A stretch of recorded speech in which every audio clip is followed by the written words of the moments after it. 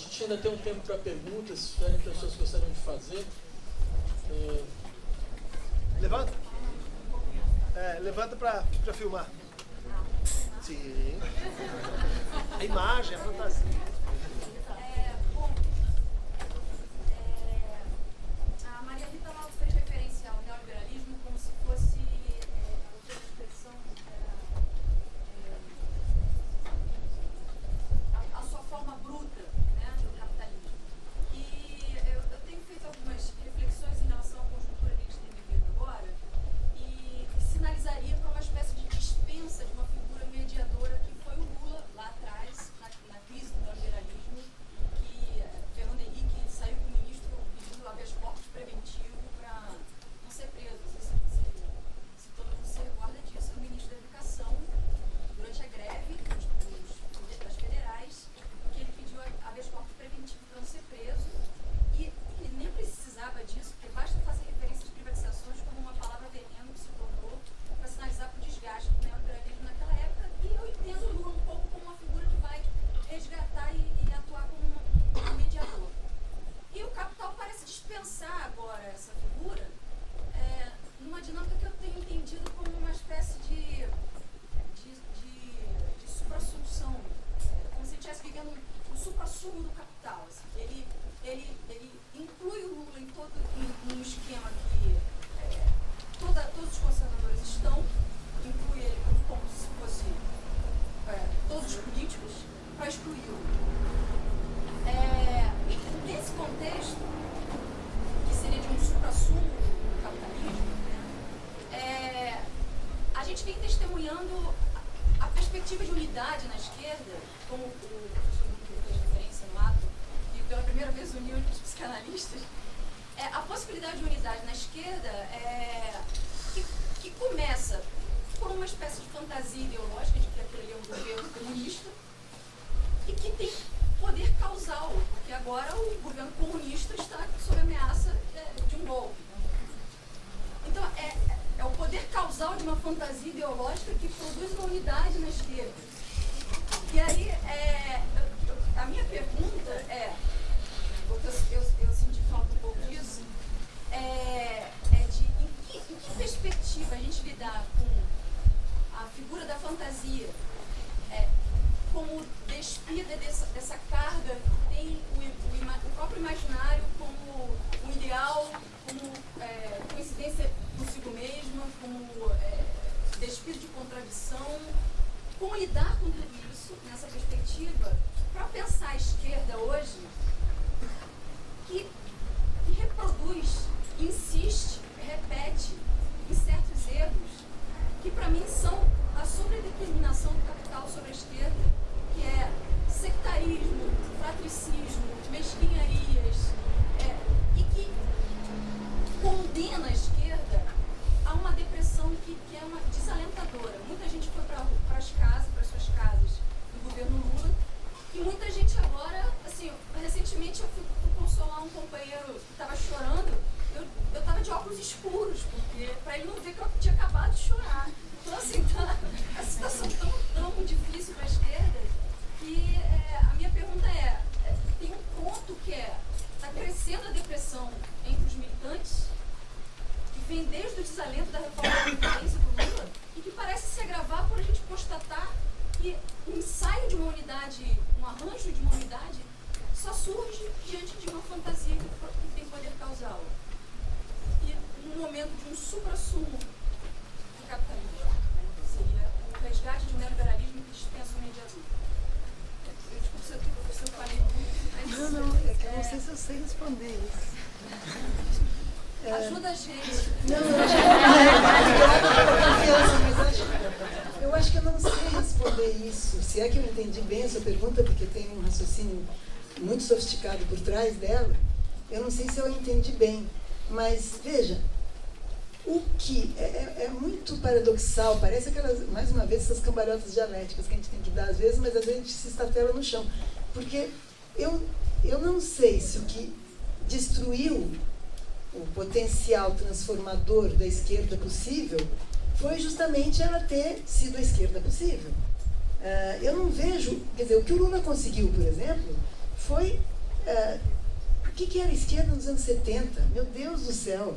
Tinha o Partido da Causa Operária, tinha o Partido Libertador da Causa Operária, tinha o PC, tinha o PC do B, tinha o PC do BR, sei lá, era uma loucura a esquerda.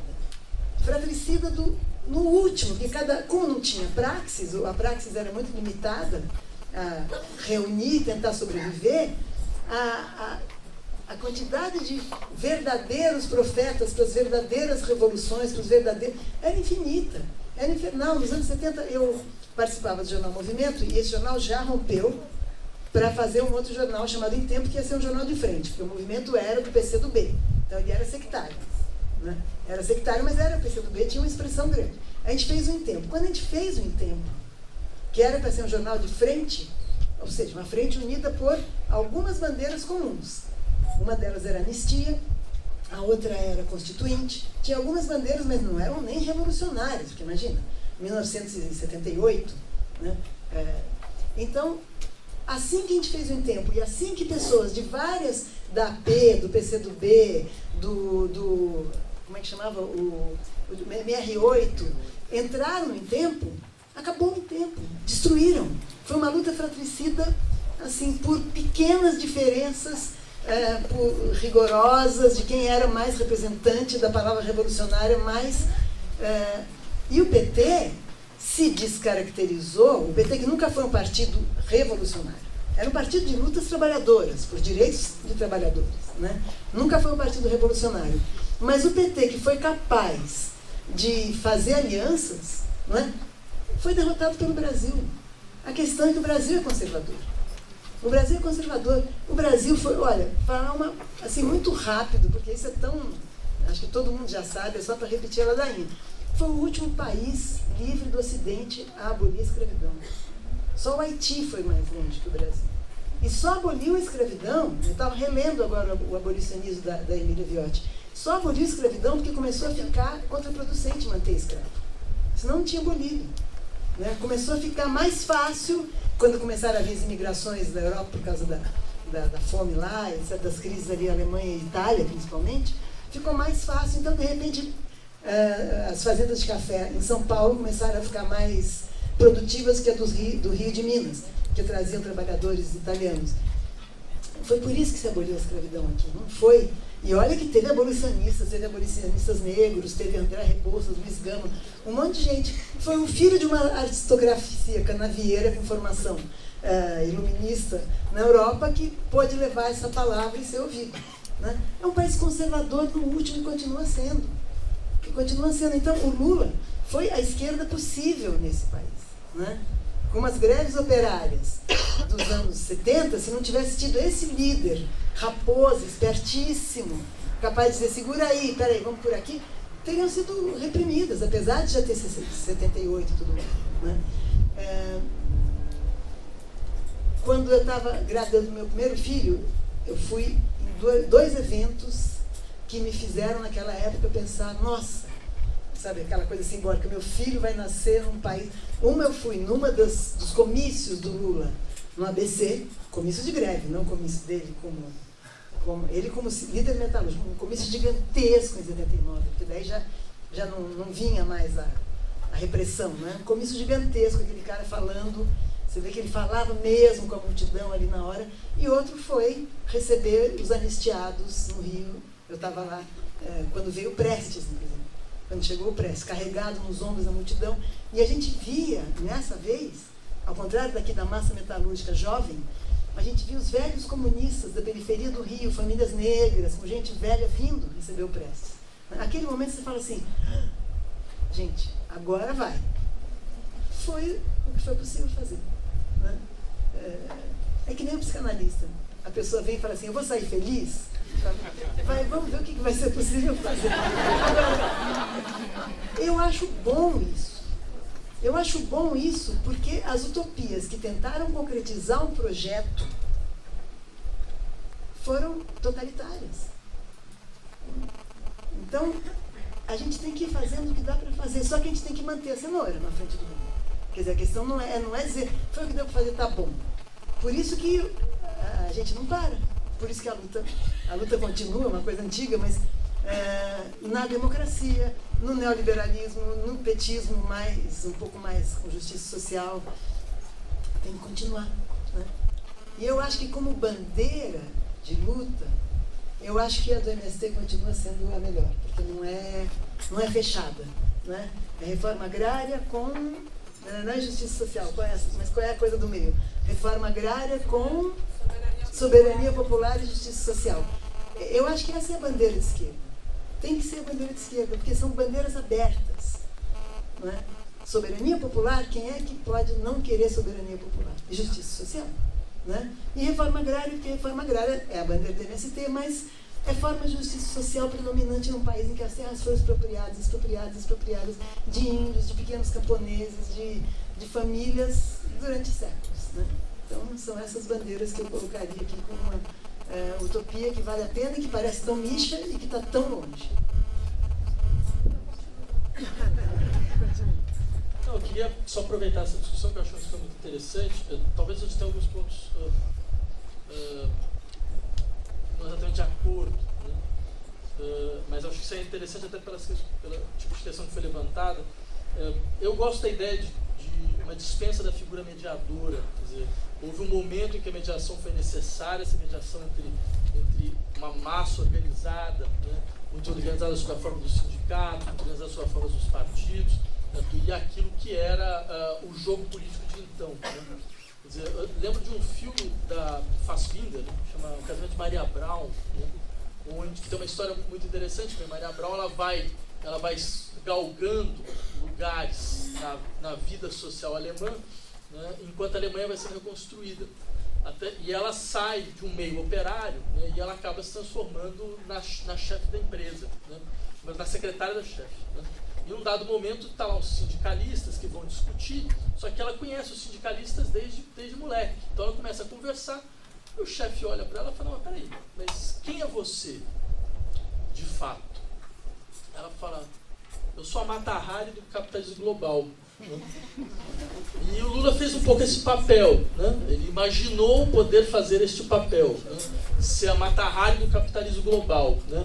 Aquele que podia ser aplaudido em Davos, ao mesmo tempo podia ser aplaudido em Porto Alegre, fazendo então um processo no qual, em última instância, ele não era só a figura do mediador universal, mas ele também conseguia colocar em circulação, e acho que isso que não foi questionado muito à época, um modelo de experiência política que era uma reencarnação na história brasileira, né?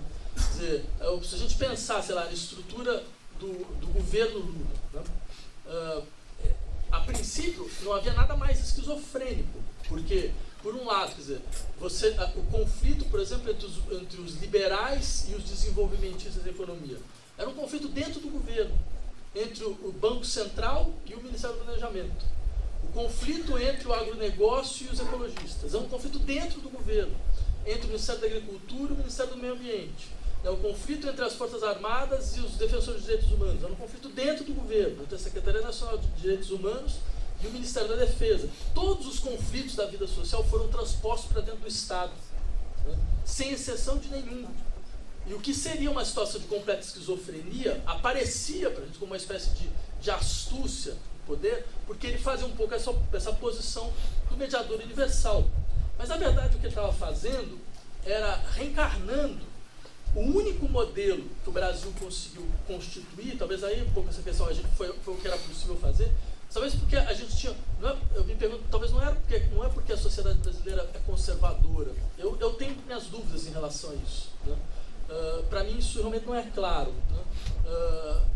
Até porque, sei lá, eu lembro, por exemplo, de várias pesquisas que foram apresentadas nos últimos 5 anos, quando você faz questões de ordem moral, aparece um certo conservadorismo, né?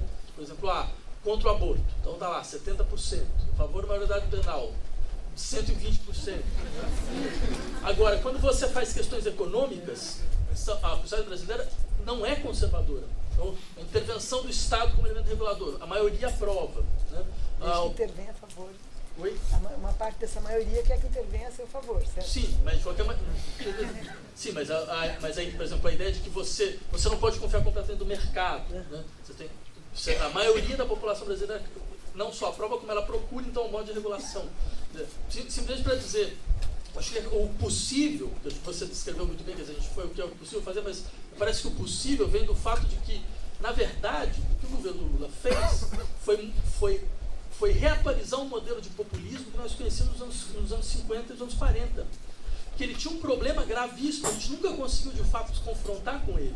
Né? Porque, quer dizer, eu digo populismo, não no sentido que os conservadores falam de populismo, mas no sentido que o Laclau fala de populismo. Quer dizer, você constrói um significante vazio, que ele vai convergir todas as demandas contraditórias da vida social, e exatamente por ele ser vazio, ele consegue, de uma certa forma, colocar essas demandas em uma certa estabilização temporária, por um tempo, mas elas explodem lá na frente. A gente tinha feito isso com Vargas. Né? Quer dizer, eu diria assim, quando o Lula chega a ser até engraçado, porque era Petrobras, né? Mete a mão no petróleo, né? E levanta as duas mãos, né? Falando que ele sabia muito bem o que ele estava fazendo, né? Ele estava pegando uma foto mais expressiva, de um dos momentos mais expressivos da história brasileira, e dizendo, ela se reencarna agora. Esse processo se reencarnou. Então eu diria, não é por outra razão que no fundo a gente está vivendo uma batalha que não é nossa. É muito engraçado, a gente vive uma batalha com outros personagens. Então tem um bando de maluco procurando comunistas onde não existem mais comunistas, numa época que não existem mais, simplesmente. Certo? Então você vê todas as afirmações que parecem que saíram de 40, 50 anos atrás, porque de fato, quer dizer, o que a esquerda acabou fazendo foi, na verdade, ressuscitando uma história que não era nossa. Que no fundo, quer dizer, a esquerda brasileira depois dos anos 80, ela nasceu como uma espécie de recusa desse modelo nacional desenvolvimentista, desse modelo varguista, desse modelo de conciliação, certo? Que já tinha sido implementado, e acho que isso é uma coisa meio freudiana, que é aquela ideia de que, dependendo do lugar que você ocupa, você começa a se reconstituir a partir do peso do lugar. Então, de fato, foi o que a gente fez, a gente se reconstituiu a partir do peso daquele lugar. Agora, ou seja, a partir do peso de uma certa fantasia nacional. Né? E eu me pergunto se não teria sido muito mais importante, de uma certa forma, abandonar essa fantasia de uma vez por todas. Compreender de uma vez por todas que não era possível ressuscitar a mesma história, porque ela terminaria mal, como terminou, está terminando, da pior maneira possível. Né? Dizer, eu digo isso simplesmente para dizer, eu tenho dificuldade em entender que esse era o possível a ser feito. Né? Era o possível a ser feito dentro de uma ideia de conciliação, dentro de uma ideia de funcionamento, dentro de uma ideia de governabilidade, que nunca foi a nossa. Que de fato nunca foi a nossa. E a gente tinha um pouco todos esses fantasmas de que não, mas se você for radicalizar a ruptura, o Brasil fica ingovernável. Né? Quer dizer, já logo nos primeiros anos do governo Lula, não. Se radicalizar qualquer tendência de ruptura, o Brasil vai ficar ingovernável. Qual foi o resultado? A gente não radicalizou nada e o Brasil ficou ingovernável. E ainda com um problema a mais, quer dizer, nessa brincadeira a gente desapareceu. Então, a nossa função sumiu. Porque na outra, pelo menos, a gente ainda tinha uma função da esquerda brasileira. Então, eu me pergunto, você fala, era possível fazer outras coisas? Bem, acho que era possível fazer muito mais coisas, desde que a gente não se deixasse prender por uma certa fantasia nacional que a gente encarnou no final das contas.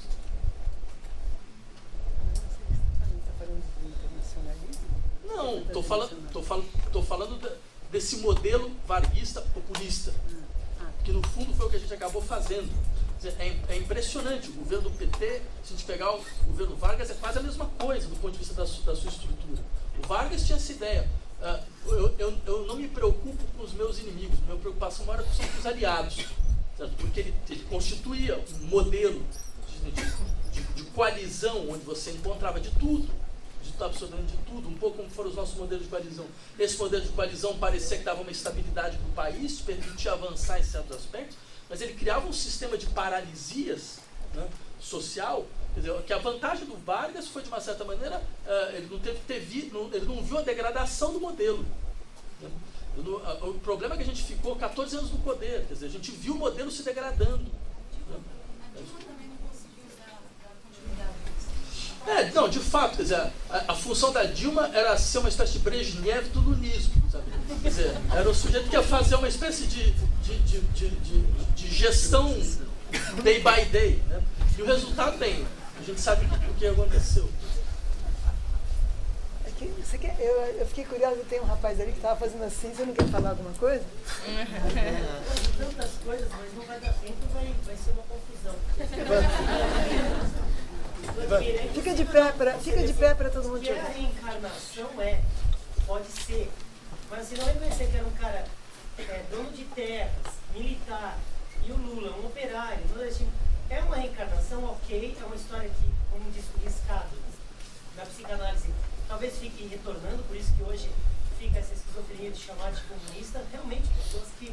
Mas o vermelho ainda sendo identificado com isso, mostra que esse trauma, essa passagem na nossa história que parou, ela ainda tem que ser contada para a narrativa se continuar. Então tem uma lógica aí que não reconhecer e só ver como uma abertura conciliatória do cara que tentou, como já foi dito ali, realmente tirou do Estatuto do PT a palavra socialismo há muitos anos. Nunca foi mentido isso. O Lula é muito mais um sindicalista do que um negociador. Não há pecado nisso. Ele preparou um terreno para talvez agora, com 3 milhões de ProUni e uma mentalidade maior, talvez daqui a alguns anos o caldo ficar maior. Mas não reconhecer que é um país conservador, de que a estrutura é monstruosa, é o que eles estão atacando, só com o judiciário quase derrubando o governo. E que se a gente radicalizasse, sim, ia ficar como ficou.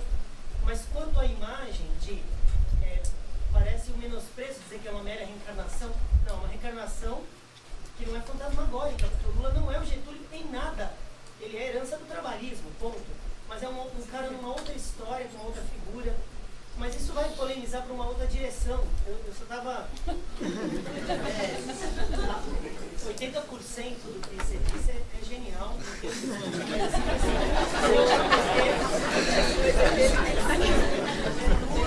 entendo essa posição política de democracia, mas discurso.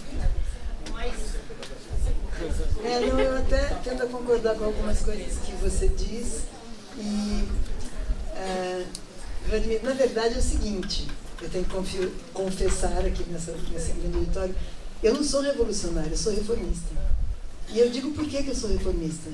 Porque as revoluções exigem um golpe de força e uma instituição pela força que começam reprimindo os seus aliados históricos de classe e acabam reprimindo todo mundo. Eu não acredito em revolução, em suspensão das garantias institucionais.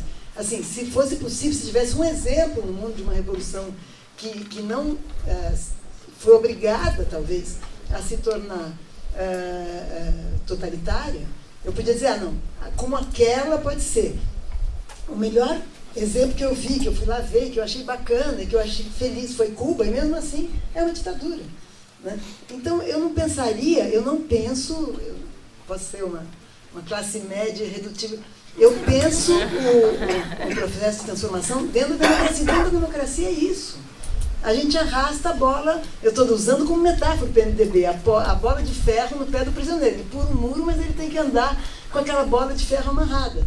Mas você vai fazer um outro tipo de mudança de gestão do poder sem essa estrutura parlamentar, etc., eu não confiaria, mesmo que a primeira figura que entrasse lá fosse o meu ídolo de esquerda. Porque, sei lá, não tem nenhuma história para dizer que pode ser diferente. Eu prefiro que, então, a gente continue nesse nheco-nheco mesmo. Reforma, vai mais um pouco, tenta, vai para ali. Eu deixo para você ou para a pessoa? Posso fazer só um pequeno comentário sobre a esquerda brasileira que, no meu entender, não entendeu ou não radicalizou o seu próprio universalismo, né, como traço distintivo, que explica, por exemplo, por que nesse país a esquerda conseguiu se conciliar ou se compor com o catolicismo. Né? Você fala isso fora daqui e diz, mas não é possível, isso, tudo bem, não foi com todo o catolicismo, mas uma parte significativa, até hoje muito, muito presente. Né? Quer dizer, quando você conta essa trajetória, a Maria Rita complementa, é como se a gente nunca conseguisse ter instalado isso como um fator diferencial da esquerda. E fomos derrotados pelos nossos próprios particularismos. Né? Bom, mas essa ideia de que então, a esquerda nesse país é uma espécie de representante dessa posição, ela coloca a gente num lugar muito ingrato, porque a gente tem que pensar a si mesmo e o outro. É aquele que, vamos dizer assim, é um oposto, mas não é excluído. Ele não está fora do jogo, ele não é um segregado. Você tem que pensar que ele também faz parte da história e está numa certa posição e assim por diante. Veja como isso, de fato, complica as coisas quando a gente tem um processo que começa, um pouco bruta a minha leitura, mas que começa com algo assim, muito simples do ponto de vista analítico. Não sabe perder. Teve eleição, bom, ganhou Dilma, não admite a derrota. Não vamos perder, não vamos fazer como no jogo de War, vamos jogar para cima. Não está valendo, tem algum erro nas regras, vamos jogar outro jogo. Ou seja, isso a gente sabe o que acontece quando há uma recusa de uma experiência de perda. Né? Porque você tem que fazer o luto. Perdeu, faz o luto. Lembra, repensa, refaz a sua história, etc. Por que perdeu? Não aconteceu esse processo. Né? Então, bom, como patologia do luto, a depressão, a gente sabe que ela volta em sintomas. Um desses sintomas é a mania. Né? Quer dizer, vamos todo mundo, agora é simples, agora é só fazer a massa, forma um caldo e a gente vira. Quer dizer, é a expectativa maníaca de negar que perdeu, bicho, caiu a casa.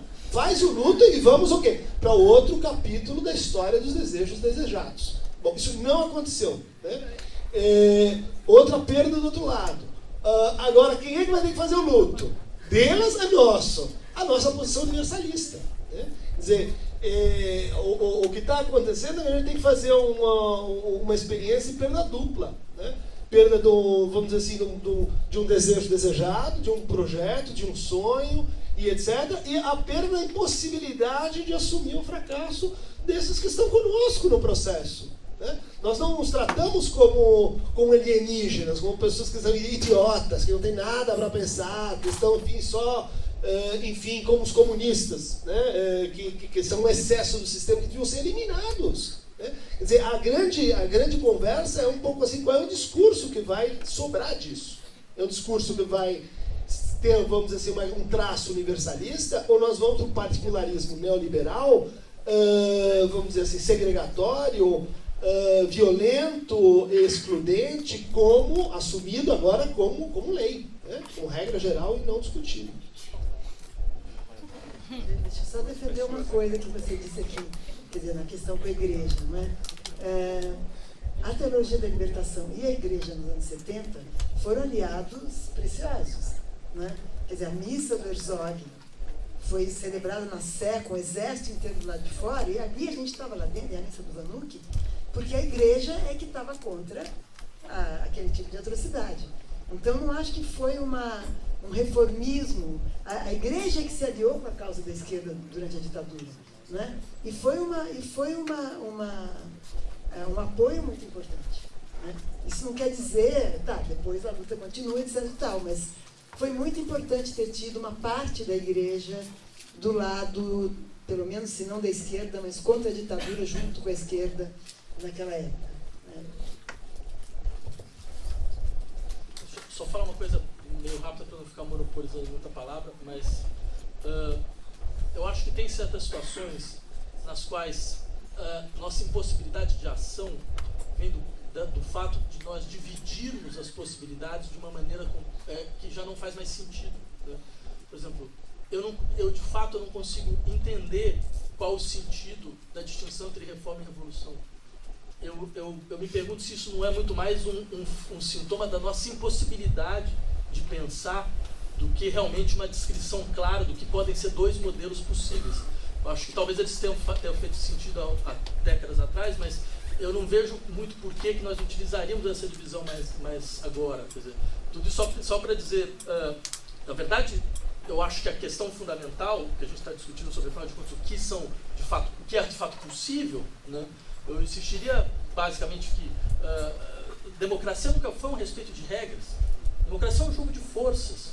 Se você não tem força de um lado, tudo vai, mas isso não é só no Brasil, isso é em qualquer lugar do mundo. Certo? Se você não consegue constituir o teu campo de forças, certo? E mobilizá-lo, bem, você pode ter certeza que as regras vão desaparecer, porque a democracia ela é um queijo suíço, ela é cheia de buracos, ela tem um sistema de regras que é feito exatamente para que você possa flexibilizar a todo momento, certo? Você tem o direito não é monolítico, certo? Ele não é uma peça monolítica. Então, nesse sentido, nós nunca vamos estar seguros sobre o império das leis, né?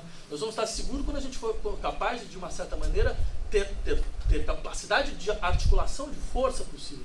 Agora, o que eu acho que a esquerda brasileira não compreendeu é que, em 2013, a população brasileira falou de uma maneira muito clara: a estrutura da nossa democracia representativa acabou, ela não funciona mais, certo? Todas as promessas econômicas, elas não estão sendo realizadas. Haviam prometido para a gente que em 2016, 2017, a gente seria a quinta economia do mundo.